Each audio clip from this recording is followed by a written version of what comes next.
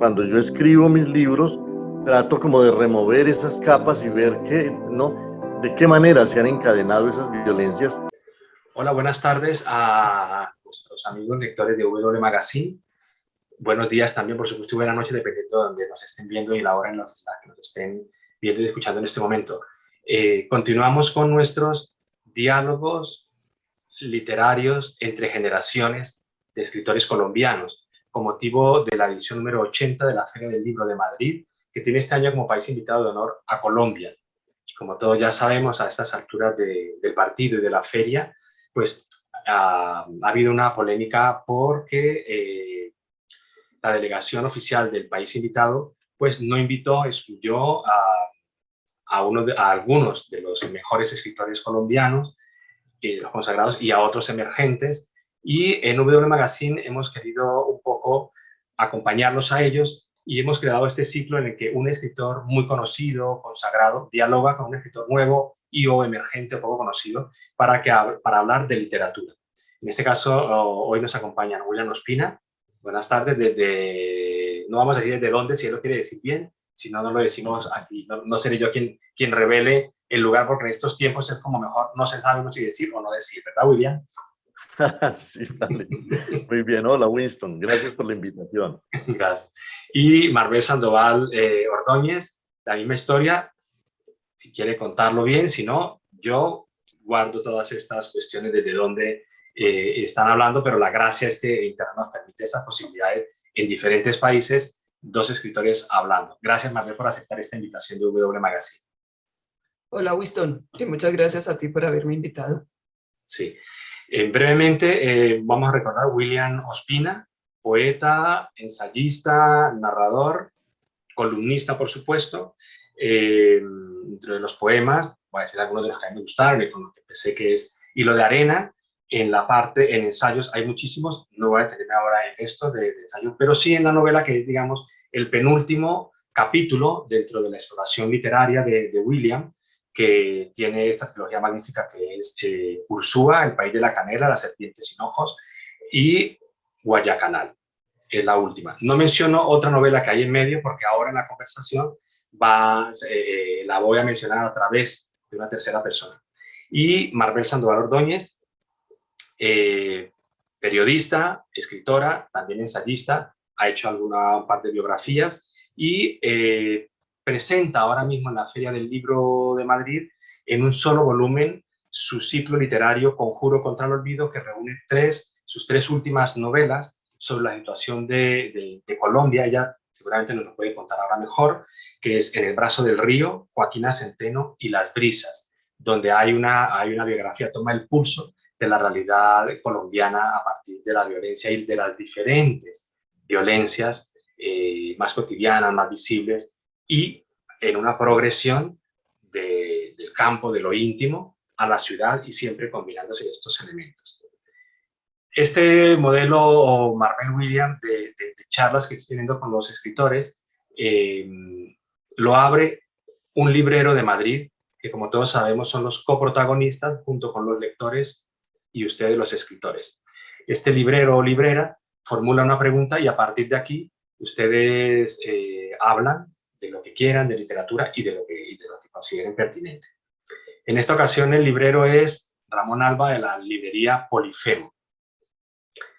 Y él empieza refiriéndose a una novela de William Ospina, que era la que no mencioné hace 33 segundos y medio atrás, y dice, yo disfruté, William, mucho la novela El año del verano que nunca llegó. En este último año y medio que llevamos de confinamiento, de incertidumbre, de tantas preguntas, podría esperar una novela para disfrutarla igual de bien, como algo así que se titule El año bisiesto que nunca existió, o El año bisiesto que nunca llegó o nunca llegará. Y lo mismo, a partir de ahí, también le dice a Marvel cómo podría ella involucrar, si cree, lo podría involucrar esa realidad con la ficción, teniendo en cuenta lo que rastreó William en aquella magnífica novela El año del verano que nunca llegó. Bueno, pues yo en primer lugar agradezco que mi novela El año del verano que nunca llegó haya inspirado esta pregunta, y la verdad es que yo diría que sí estamos en una época en la que todo se ha vuelto cada vez más impredecible. Mi novela hablaba un poco de eso, de cómo la erupción de un volcán en Indonesia en 1815 provocó un invierno inusual en pleno verano en Europa en 1816, y cómo esos cambios atmosféricos tan inexplicables en aquellos tiempos produjeron algunas de las grandes convulsiones del espíritu, del nacimiento del romanticismo, el surgimiento de esos monstruos maravillosos que son Frankenstein y el vampiro. Y claro, yo siento que hay una conexión muy grande entre los fenómenos del clima y los fenómenos de la cultura, y esta época sí que nos lo está revelando y nos lo va a revelar cada vez más. De manera que de ahora en adelante yo creo que todos los años van a ser impredecibles porque el clima está cambiando de una manera aterradora, y en esa medida no sabemos qué monstruos nos esperan en el camino de la civilización o de la desintegración de una civilización que ya no tiene respuestas para el mundo. Y entonces van a surgir muchos libros sobre años de verano, sobre años que no llegaron, sobre expectativas que no se cumplieron y sobre sorpresas históricas, que pues hechos que nadie esperaba. Maribel, ¿qué te ocurre? ¿Tú te animarías a escribir algo o esperas que alguien mejor antes que tú lo haga? Mira, por supuesto que yo pienso que yo sí me animaría a escribir algo, aunque mi literatura tiene, lo que yo escribo tiene una característica. Yo no escribo nada que yo no haya pensado menos de 20 años. Yo soy muy lenta para pensar y a esta edad ya creo que no me daría para escribir la novela.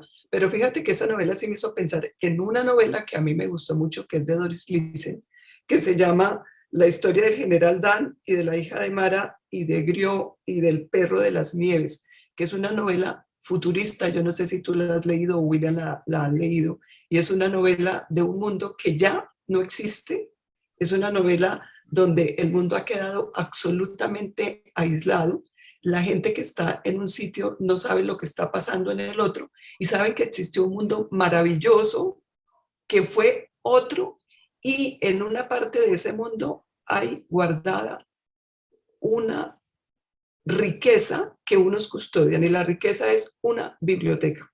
Entonces, hay un transmigrar entre tierras, hay mucho peligro al pasar de un territorio anegado a otro territorio, y hay una reconstrucción de un mundo donde desafortunadamente, porque esa es nuestra condición, los seres humanos, aunque se les haya acabado el planeta que se había conocido antes, seguimos siendo los mismos seres humanos, con los mismos sentimientos, con las mismas envidias, con las mismas grandezas y también con las mismas vilezas.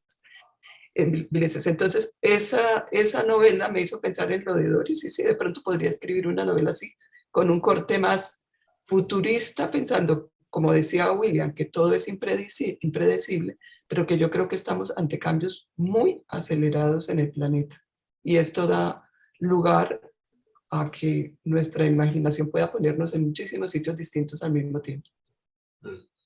Sí, es la incertidumbre, ¿no? Que comentan ustedes, realmente ya es lo que nos acompaña todos los días.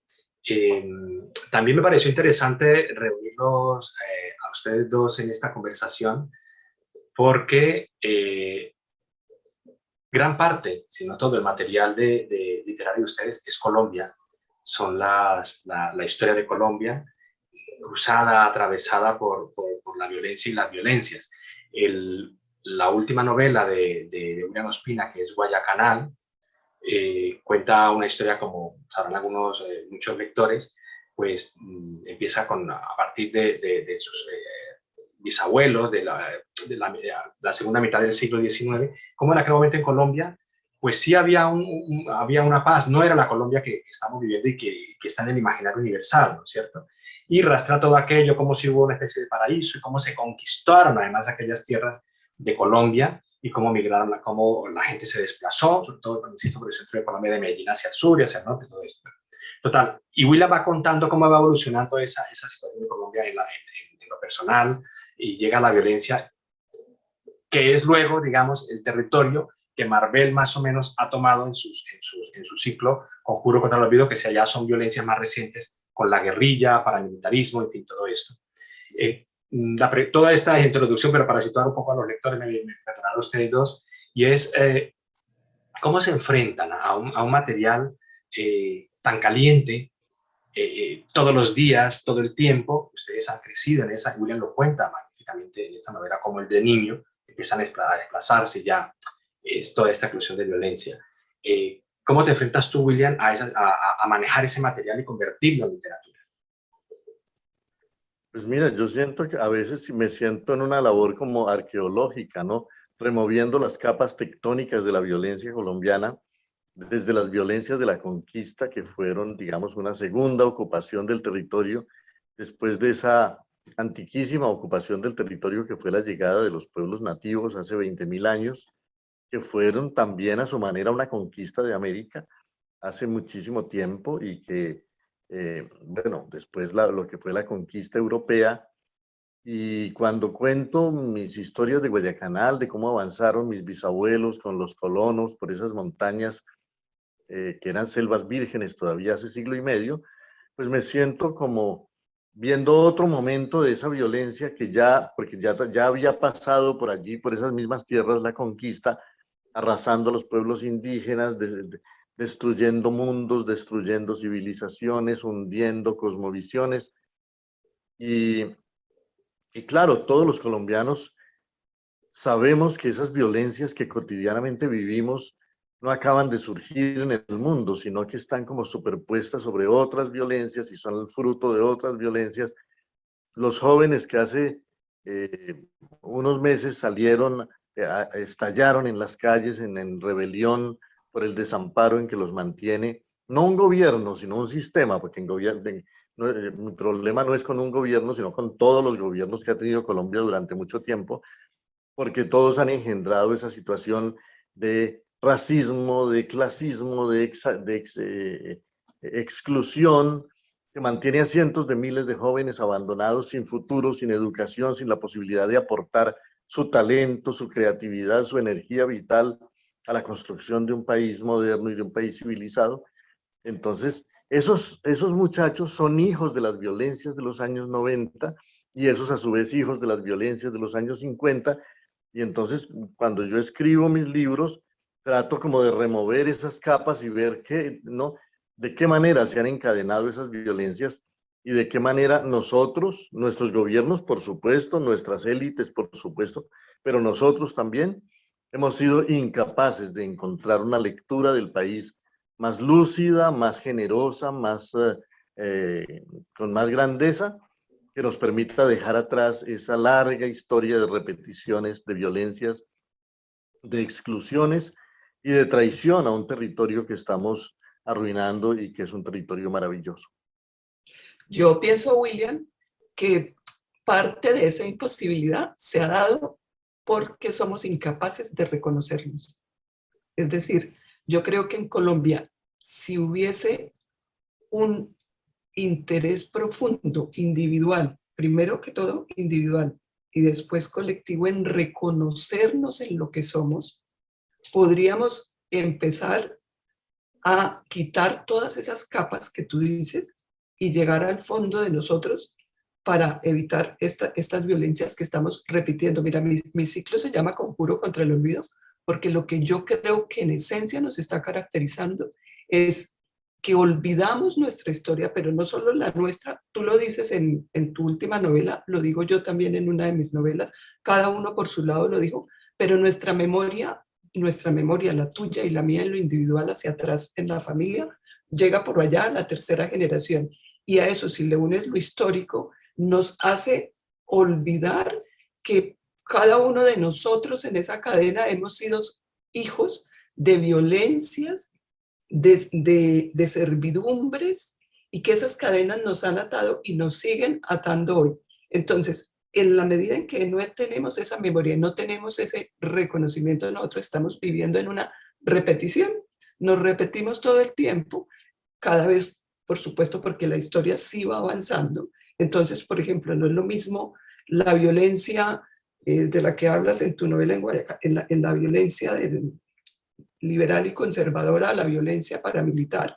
Las armas han cambiado, ya en las últimas violencias ya teníamos minas quiebrapatas que ponían la guerrilla, las violencias han cambiado, pero siguen siendo las mismas violencias, no hay un reconocimiento no hay memoria, no hay búsqueda de nosotros. Y hay, desafortunadamente, nosotros somos un país tan clasista, tan dividido, tan estratificado que hasta en los servicios públicos somos 1, 2, 3, 4 o 5 y no recuerdo si 6. Entonces, como que todo eso, todo esto está encadenado en lo que nos está pasando. Sí, no sé si William quiera comentar algo o entro yo. Bueno, no, yo estoy totalmente de acuerdo y lo que siento es que no hemos logrado construir un país en el que quepamos todos y no solamente en términos espaciales, sino en términos de nuestro pensamiento, de nuestras razas, de nuestras etnias, de nuestras culturas, de nuestras memorias, de nuestras cosmovisiones. Los países latinoamericanos tienen la característica maravillosa de que pertenecen por igual a una tradición milenaria indígena llena de sabidurías, llena de lecturas profundas de la naturaleza, llena de lenguas que interpretaron un mundo durante milenios.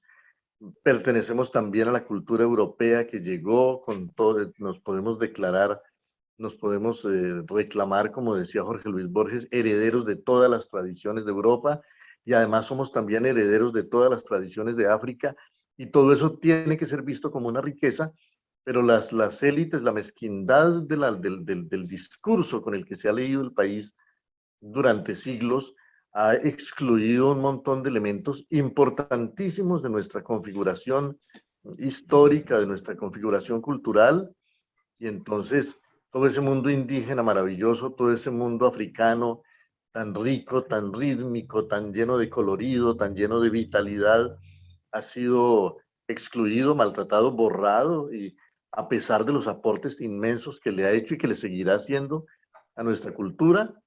Entonces yo sí siento que la gran renovación de Colombia, que terminará siendo política, no comienza con la política, comienza con una lectura nueva del país, de su memoria, de su territorio, de su diversidad y con un esfuerzo muy grande porque Colombia recupere, las muchedumbres de Colombia recuperen su voz, su capacidad de tomar iniciativas, porque tenemos un Estado que paraliza a la gente, que la excluye y unas burocracias que convierten todo en una enorme dificultad y que no permiten que la vida verdaderamente florezca.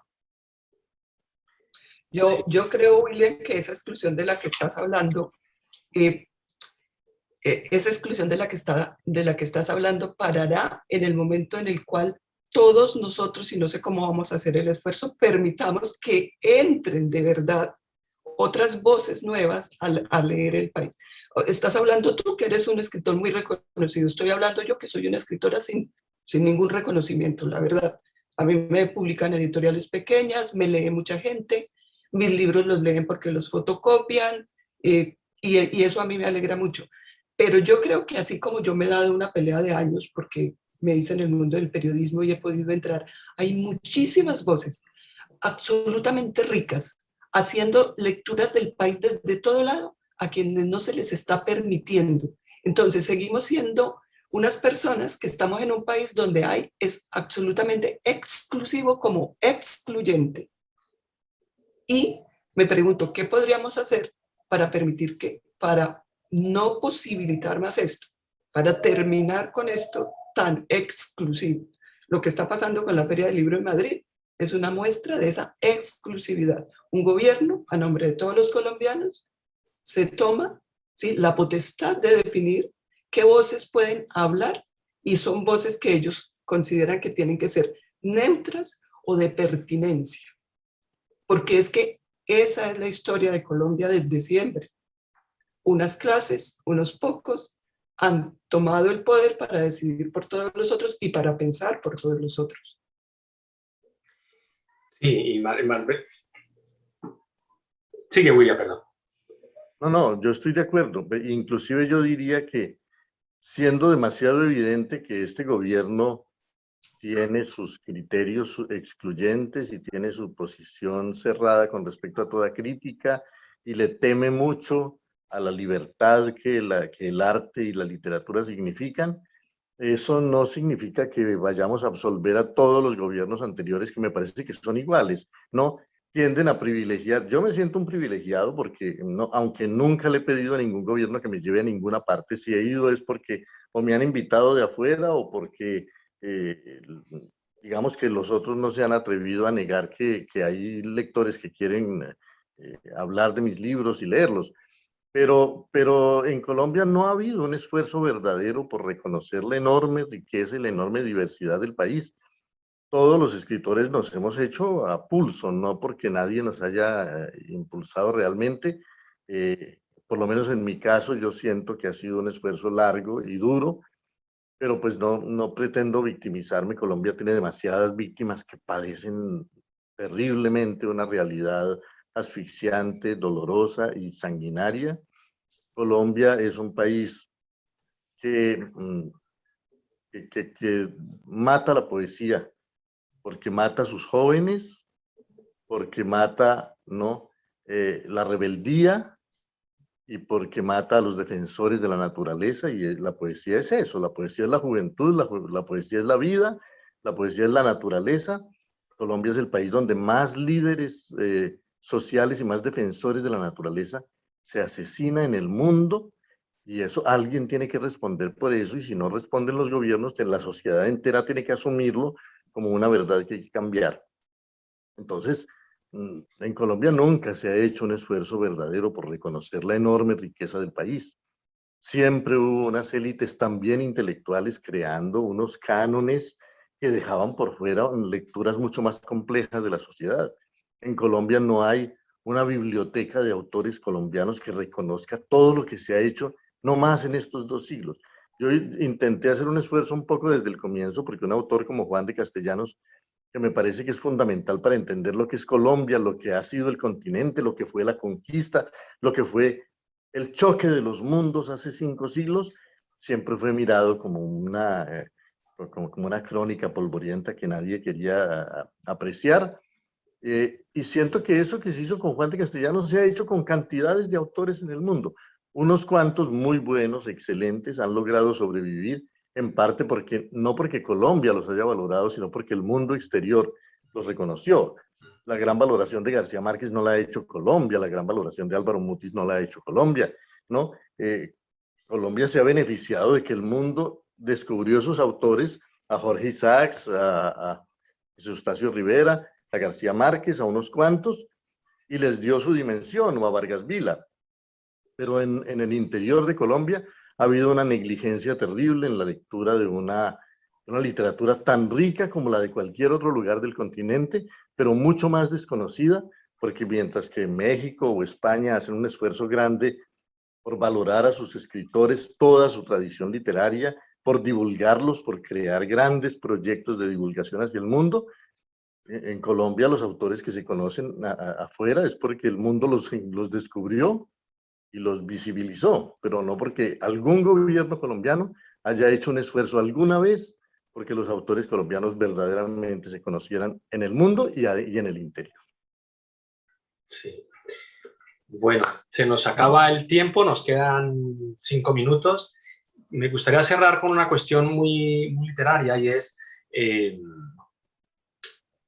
compartan con nosotros qué libro o qué autor, William y Marvel, hace ya muchos años, en su infancia seguramente, o adolescencia, les despertó el gusanito y dijeron para la literatura, para escribir, en un momento dado.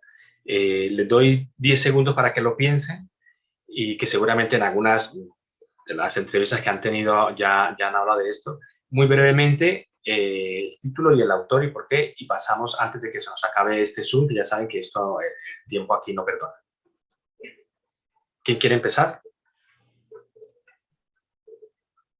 Te cedo la palabra, William.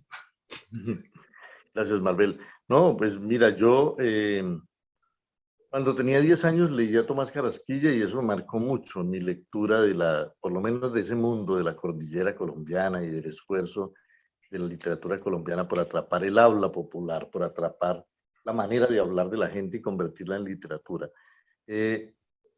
muchos libros, pero sobre todo me gusta recordar que también antes de los libros, las canciones y los cuentos que me contaron en la infancia fueron fundamentales. Yo al cancionero latinoamericano lo veo como un gran cuerpo de poesía y sé que es hijo también de la lectura de los grandes poetas del continente. Bueno, yo he sido tan ecléctica que es que yo leía desde novelas de Corín Tellado hasta El Quijote. Pero yo creo que a mí un libro que me marcó mucho y debería tener como 12 o 13 años fue Manuela. Y ahora recuérdenme cómo se llama el autor. Eugenio Díaz. Eugenio Díaz. Eugenio Díaz, porque es como sobre esa época que yo digo, bueno, yo creo que me voy a dedicar a escribir y además alcanzo a hacer la reflexión, pero para escribir seguramente eso no voy a vivir. Entonces además voy a estudiar periodismo. Entonces ahí como que en ese momento confluye mi adolescencia, Manuela, la decisión de escribir y la decisión de profesionalmente qué voy a hacer para poder gestionar mi vida económicamente. Digo, bueno, entonces soy periodista y voy a ser escritora también. Bueno, pues muchísimas gracias por aceptar esta invitación de W Magazine. Nos seguiremos viendo por estas ventanas virtuales y pronto seguramente en alguna otra feria, alguna entrevista. Gracias, William. Gracias, Marbel, desde donde están. Y que continuemos con esta Feria del Libro de Madrid y esta charla, pues la gracia que tiene es que va a trascender la feria y se seguirá viendo ya cuando los lectores así lo deseen. Gracias, Marbel. Gracias, William, de nuevo. Gracias a ti, Gracias, Winston. William. Tú sí nos invitaste y muchas gracias al público. Gracias, Marbel, por esta conversación y ya seguiremos hablando. Iba a decirte lo mismo y nos cruzamos. Gracias, William, por haber aceptado. Gracias, Winston, por haberme invitado. Y bueno, gracias a todos los que nos están viendo y dedicando su tiempo. Muy bien. Buenas lecturas para todos. Chao, chao. Bueno, hasta luego. Vale, Chao. chao.